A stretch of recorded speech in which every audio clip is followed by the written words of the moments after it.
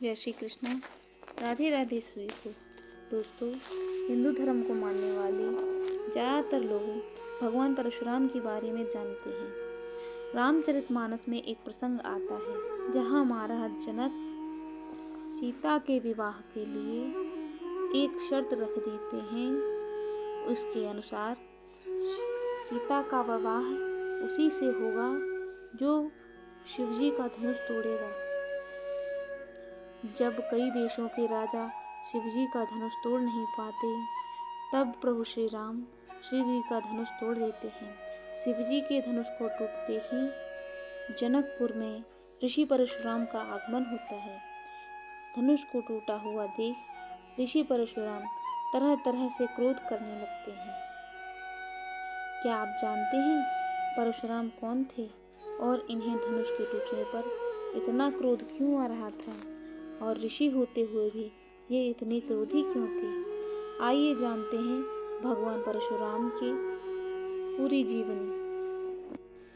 पौराणिक कथाओं के अनुसार परशुराम का जन्म एक ब्राह्मण परिवार में हुआ था। उनके पिता महर्षि भृगु के पुत्र महर्षि जमदग्नि और माता रेणुका थीं।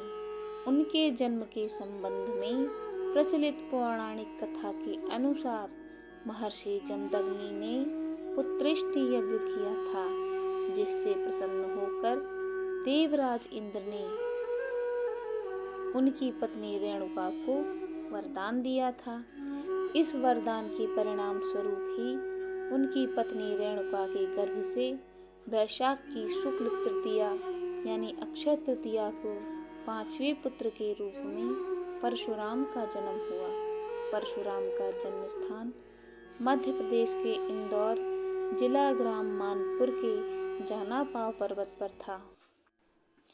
परशुराम जी का उल्लेख रामायण, महाभारत, भागवत पुराण और यहाँ तक कि कल्कि पुराण तक में मिलता है। वैसे उनकी लोकप्रियता का सबसे बड़ा कारण अहंकारी और धृष्ट है वंशी क्षत्रियों का पृथ्वी से 21 बार संहार किया जाना है। मान्यता है कि भारत में मौजूद अधिकतर ग्राम भगवान परशुराम द्वारा ही बसाए गए हैं। उनका प्रमुख उद्देश्य पृथ्वी पर हिंदू वैदिक संस्कृति का प्रचार प्रसार करना था। भले ही ब्राह्मण परिवार से संबंध रखते हों, पर केवल ब्राह्मण समाज के ही आदर्श नहीं, बल्कि पूरे हिंदू समाज के आदर्श माने जाते हैं। सतयुग में जब उन्हें भगवान शिव के दर्शन करने से गणेश जी द्वारा रोका गया, तो उन्होंने अपने परशु से गणेश जी के दंत पर प्रहार कर दिया। तभी से गणेश जी एक दंत कहलाए। प्रभु श्री राम के काल में भी उनका उल्लेख हमें मिलता है, तो महाभारत काल में भी उन्होंने श्री कृष्ण को सुदर्शन चक्र देकर उपलब्ध कराकर अपना प्रमाण दिया। इसी वजह से यह कहा जाता है कि कलिकाल के अंत में भी परशुराम अवतार अवश्य ही दिखाई देंगे। परशुराम भगवान विष्णु के छठे और आवेशावतार माने जाते हैं। अपने पितामह महर्षि भृगु द्वारा किए गए नामकरण संस्कार के बाद राम कहलाए और शिवजी द्वारा दिए गए फरसा के कारण उनका नाम परशुराम पड़ा। साथ ही बता दें कि महर्षि जमदग्नि का पुत्र होने के कारण जमदग्नि भी कहलाए जाते हैं। परशुराम ने क्षत्रियों को 21 बार संहार किया था। परशुराम की प्रतिज्ञा से जुड़ी कथा के अनुसार हैहय वंश के क्षत्रिय राजा सहस्त्रार्जुन को अपनी शक्ति का बहुत घमंड हो गया था, और इस घमंड के चलते उन्होंने ब्राह्मणों और ऋषि मुनियों पर अत्याचार करना शुरू कर दिया। ऐसे ही एक बार सहस्त्रार्जुन अपनी सेना लेकर भगवान परशुराम के पिता महर्षि जमदग्नि के आश्रम पहुंचा। महर्षि जमदग्नि ने सेना का खूब आदर सत्कार किया और अच्छे से खान पान की व्यवस्था भी की।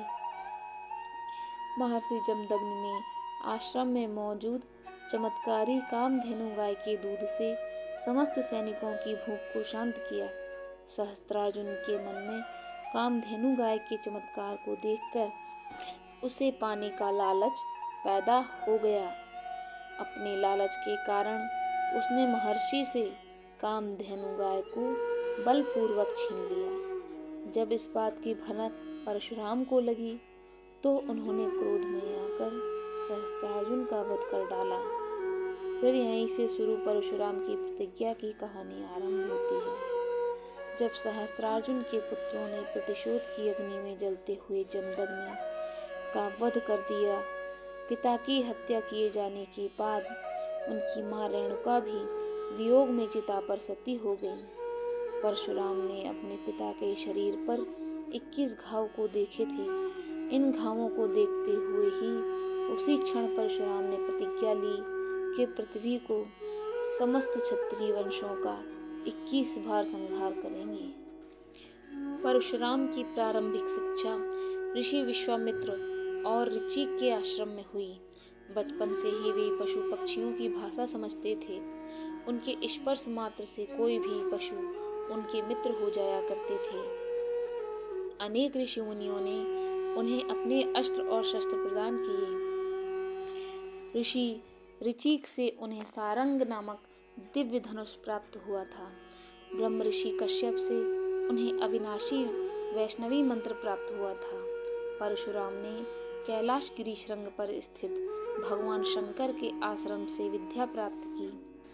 दिव्यास्त्र विद्युद्भी नामक परशु प्राप्त किया था। शिवजी ने श्री कृष्ण का त्रैलोक्य विजय कवच स्तवराज स्तोत्र मंत्र कल्पतरु प्राप्त किया। शिवजी से उन्होंने अन्य अनेक प्रकार के दिव्य अस्त्र प्राप्त किए थे। उन्होंने सबसे कठिन युद्ध कला कलरीपायट्टु की शिक्षा शिवजी से प्राप्त किया। विजय नाम का धनुष भी शिव से ही प्राप्त हुआ था। चक्र तीर्थ में किए तप से प्रसन्न होकर भगवान विष्णु ने उन्हें त्रेता में राम अवतार होने पर तेजोहरण के उपरांत कल्प पर्यंत तपस्यारत भूलोक में होने का वर दिया। इनको रामभद्र, भार्गव, भृगपति, जमदग्नि के नाम से भी जाना जाता है। भगवान परशुनाथ ने अपने तीर से समुद्र को सोखकर कोकण, गोवा और केरल क्षेत्र बसाया। एक बार परशुराम के पिता ऋषि जमदग्नि अपनी पत्नी रेणुका से क्रोधित हो गए। उनकी मां घड़े को लेकर पानी भरने नदी के किनारे गई। किसी कारण कुछ देवताओं के आने से रेणुका को आने में देर हो गई। वह उनको देखने लगी। जब ऋषि जमदग्नि को यह बात पता चली तो वे क्रोधित हो गए। उन्होंने अपने 5 पुत्रों से रेणुका को मारने का आदेश दिया। सभी पुत्र डर गए, लेकिन परशुराम ने माता रेणुका का सिर धड़ से अलग कर दिया, साथ ही अपने भाइयों को भी मार डाला। इससे ऋषि जमदग्नि अत्यंत प्रसन्न हुए। उन्होंने परशुराम से वर मांगने को कहा। परशुराम ने अपने भाइयों और माता रेणुका को जीवित करने का वर मांग लिया। इस प्रकार अपनी सूझबूझ और प्रेमवश अपनी माता और भाइयों को पुनः जीवित करवाया। ऐसा कहा जाता है कि उन्होंने पृथ्वी पर 21 बार क्षत्रियों का विनाश किया। महर्षि ऋचिक ने उन्हें रोका।